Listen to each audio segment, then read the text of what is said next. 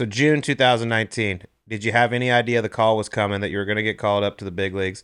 What was that moment like when you finally achieved that dream? Yeah, I was having a good year in 19. Like got off to a really good start and was like first month of the year, I'm like, all right, it's got to be coming soon. And we had a meeting, I remember, in I think it was El Paso. And Another great place. yeah, It's a luxurious lifestyle, that yeah, AAA. it's actually sorry, It's so much like the mini tours, dude. Yeah. Yeah, that's why when I hear about guys playing the mini tours, like I'm very like I could feel like I have sympathy for those guys. I'm like, it's a grind. For sure it's a grind. So we were in San Antonio. Manager comes in after the game and we just won. So it was weird to have like a team meeting or whatever. He's like, all right, team meeting. He's like, we got somebody going up to the big leagues. And I was like, finally, man, this is like, I'm going to the big leagues.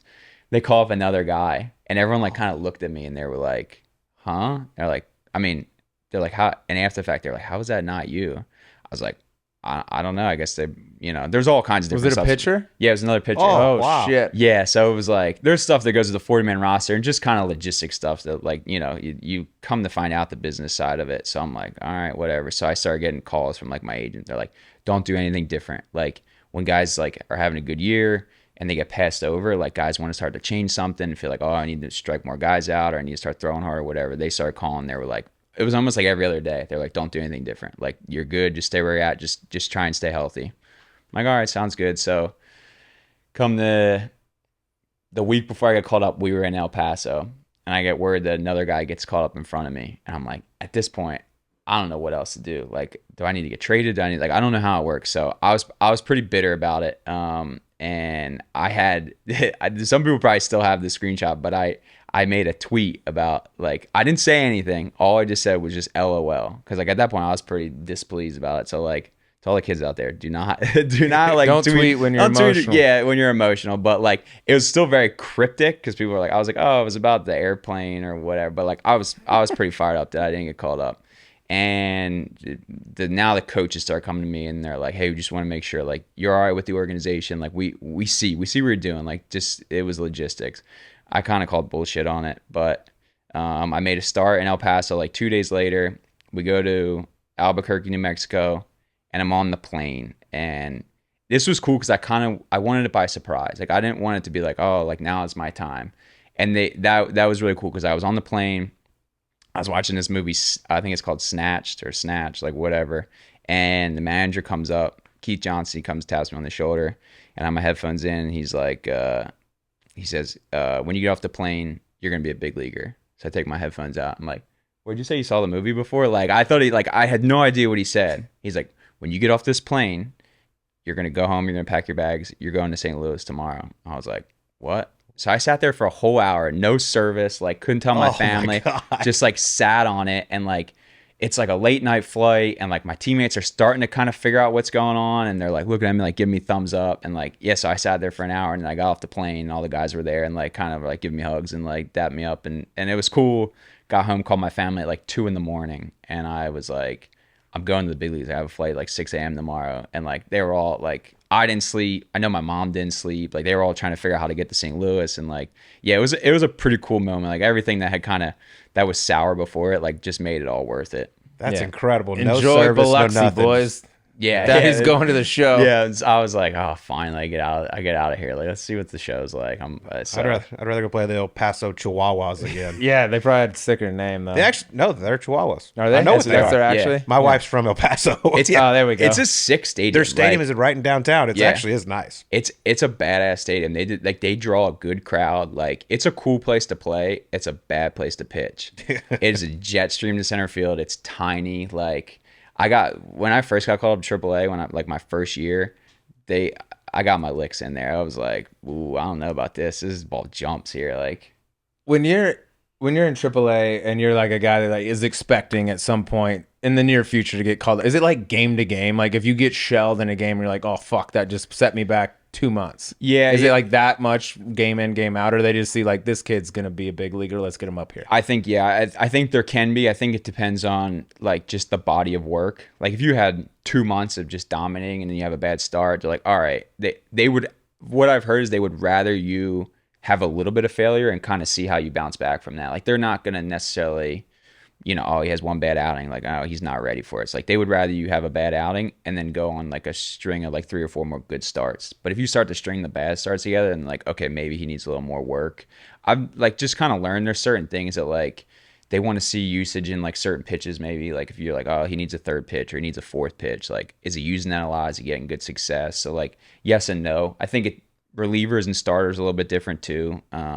But yeah, there's a lot more stuff that goes into it than just like Yeah, I didn't know if it was like day to day, like that like a bad round would say, yeah, he needs a couple more months or whatever. It's definitely, I think they like to see the failure, like the bounce back from failure. Can you handle it? Because I mean, you're gonna get up to the big leagues and you're gonna have failure. I mean, it's a game of failure, so drummed. They want, yeah. All right, take us through that. You get the call, you fly to St. Louis. How many days until you started, and what was the first start like? Yeah, so I got up.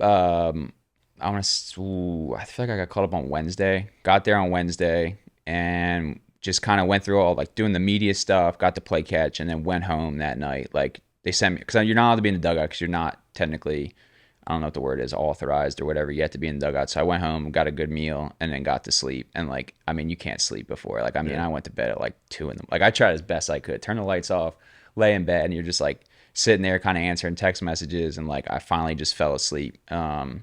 And then pitched the next day on a Thursday. And yeah, my whole family, I had like 30 people come out, like, which was really cool. Cause like, that's not an easy trip from Philadelphia, like to Missouri, like to get out there. And yeah, I saw all my family before the game. But yeah, it was a blast. Like, and I grew up a Cardinals fan. I got drafted by the Cardinals. So to get to play in Busch Stadium, like, I was like, yeah, it was awesome. How'd the first one go?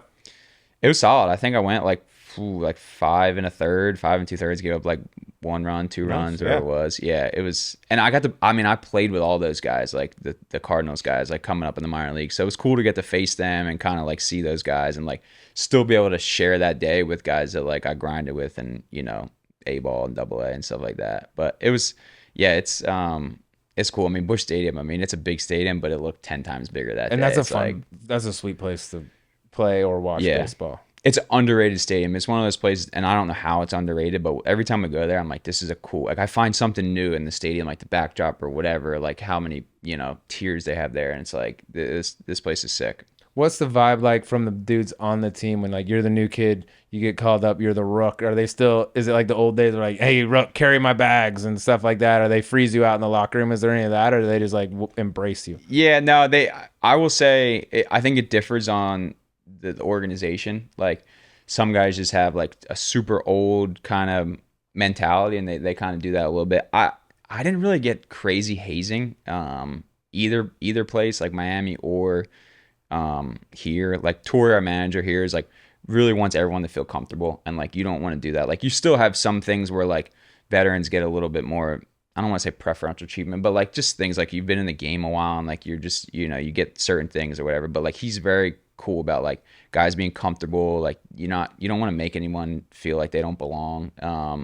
But yeah, I mean, you have to do all like the regular stuff. Like they make you get up on the bus and you got to tell stories or like sing and stuff like that. So like they want to haze you a little bit and like, but it's more about like just bringing you into the team and like being one of the boys. Yeah, exactly. So yeah, I didn't have anything like that. But like, did you sing? I did. What? I sang Country Roads by John Denver. That's a good. That's a classic. It's good. My dad, the other people involved. Yeah. Start from the top. I had that earlier today. Somebody was like, "What song you sing by heart?" And I was like, "I could sing Country Roads." I'm pretty sure I could do the whole thing. And I was like, "But don't put me on the spot. Like I can't." But where is it on the bus? You got to do it on the bus. Yeah, you get up on the mic on those like coach buses. Oh yeah. And, like, so it just sounds like shit no matter what. Exactly. So it was like my thought was like, all right, I need to sing something because I feel like I had gotten some like kind of tips from other guys like, all right, listen, you're going to want to sing something that like everyone can kind of sing along to. So that way, like as long as you're doing a good job, they'll join in. So like that was my thought. I was like, all right, everyone knows this song. Like I could at least the Southern guys know the song. Yeah. So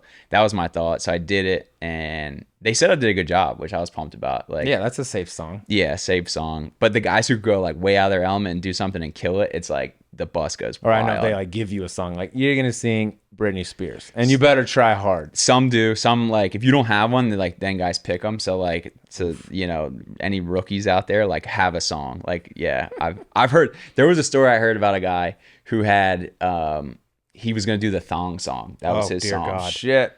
And that's a tough look. Yeah, and he wore a thong every getaway day because he was gonna take his like whatever he wore, like I don't know, pants, like whatever.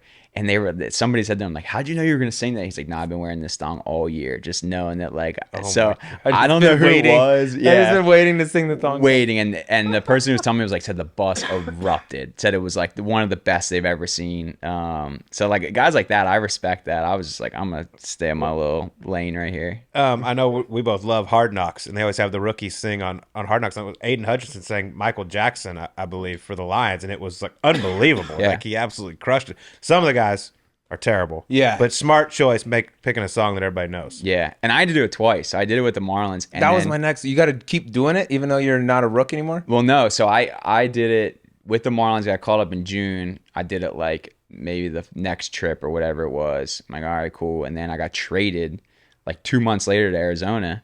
And I'm still a rookie, like, but I'm just on a new team, and they were like, "You gotta sing," and I'm like, "All right, I got one in my back pocket already. Like, I already rehearsed this one. Like, I'm tweaking my performance at this point. Like, all right, so I was good on that sense. Smart. Yeah,